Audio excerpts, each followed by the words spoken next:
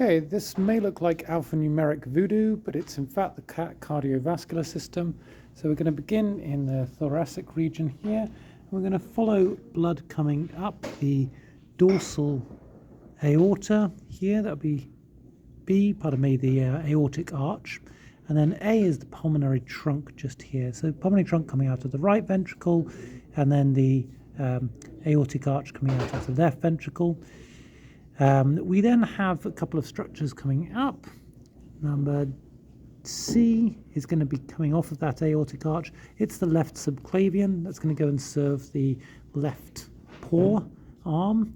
Then we've got the brachiocephalic, and that will immediately split off and have a left carotid going to the head. Then under this way it splits, and a right carotid goes up to the head. And then we also under here have the right subclavian branching off, and then that goes underneath, and as it branches it then becomes an axial, and further on becomes a brachial. So it changes name with each branch. Okay, so that's blood going out. Blood return will be coming back via the superior vena cava, which is going to be coming into that right atrium. So the superior vena cava has a first mammary trunk branch. Now, you also see here we have the brachiocephalic on either side, and that branches to an external jugular with an internal jugular and a subclavian. That's the same on both sides, just right and left. And then as we see branches coming off, we then change from the subclavian to the axial and then to the brachial. That's our...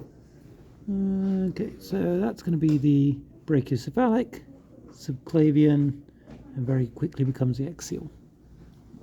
Okay.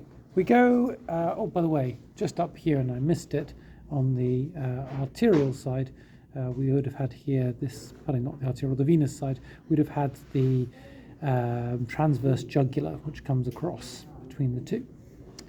Okay, we then go down, and we're going to follow our dorsal aorta, which is just here. We can see that flowing down the body. And then that's going to branch. We've got celiac coming off, which is going to go to the mesenteries. We have the anterior mesenteric, and then we actually also down here have the caudal mesenteric, and those three aren't paired with veins because of course they go to our stomach and intestines, and blood from this will go back via a renal portal. So we'll come back to that in a minute. We then, branching off, have here the adrenolumbar artery, which goes to the adrenal gland. Then we have our renal artery, and we carry on down. We see that caudal mesenteric. And we have an iliolumbar artery, and then we finally have the external and internal iliac, which later divide to the femoral. Okay. Now for the venous supply, we have our posterior or caudal vena cava.